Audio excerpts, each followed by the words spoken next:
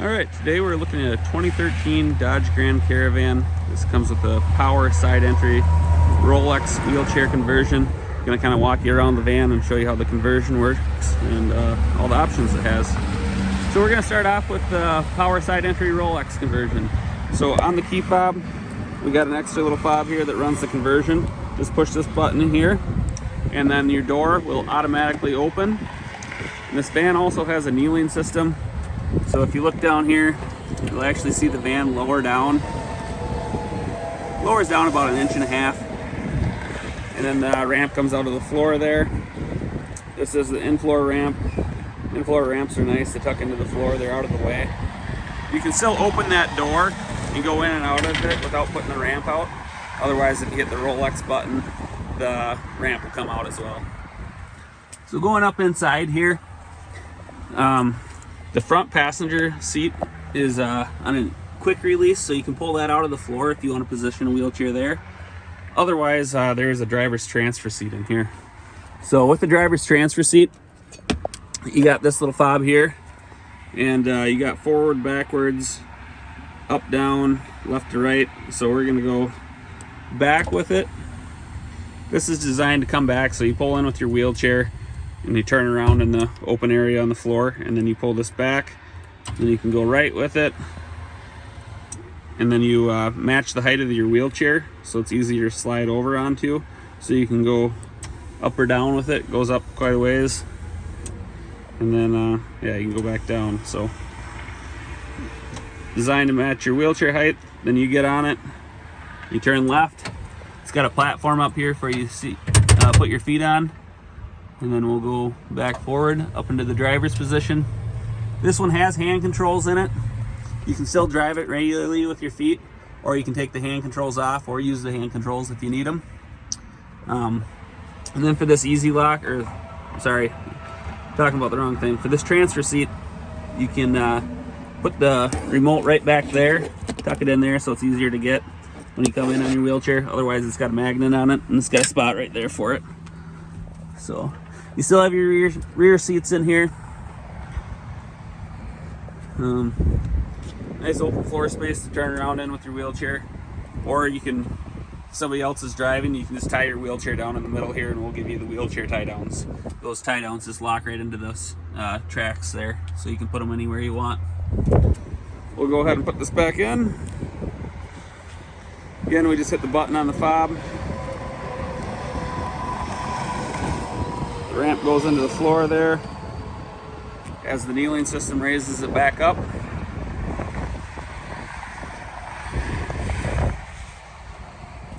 The door will automatically close.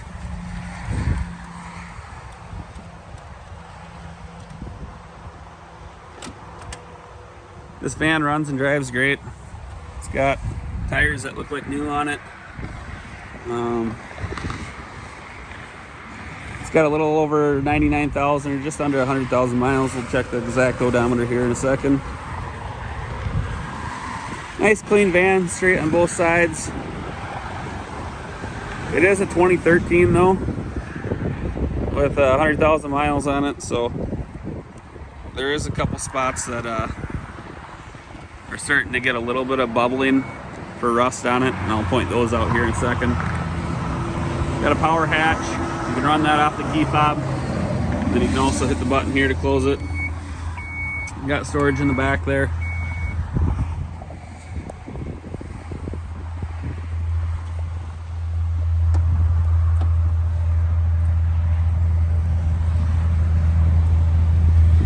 Points that I'm talking about.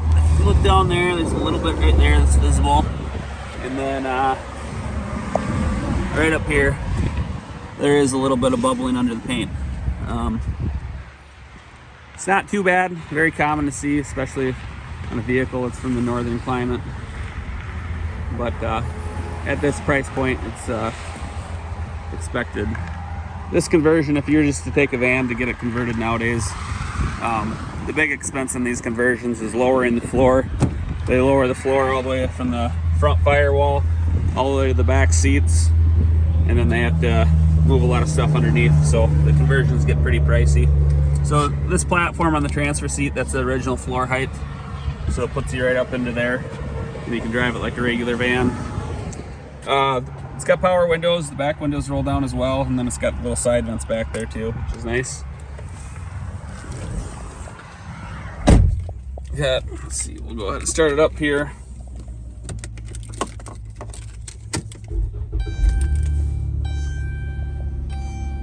It's got cup holders that still pull out here. We've got a button that'll run the Rollx ramp there as well. And that kneeling system that goes up and down, you can turn that on and off. So if you're to be parallel parking and putting your ramp out onto a curb, you wouldn't need that kneeling system on, so you could turn it off if you wanted to. You got your power doors, power hatch buttons up there as well. Your garage door buttons there. Got 99,825 miles on it currently. You got your cruise control buttons there, and then other buttons to filter through up there as well. And then you got your radio controls on the back there for your index finger to work. So you got your volume on the other side and seek over here.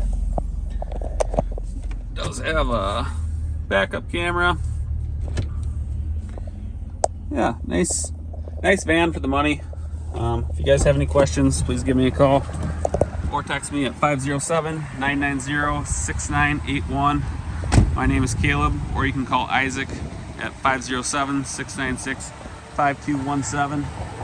This isn't the van for you. If you're looking for something similar, or a rear entry or a different side entry, we got a lot of side entries over there and a bunch of rear entries over here, and some full-size vans down there as well.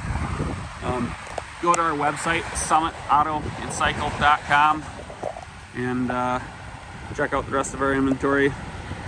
Let me know if you have any questions. I don't know if I mentioned, the ramp on this is 30 inches wide. You have a little over 54 inches going through the door on the ramp, and you have 56 inside. So passenger side here as well. Yeah, you have 56 right there in the middle. I measured at the low point on the center console. So, all right, thanks for watching, guys. Let me know if you have any questions.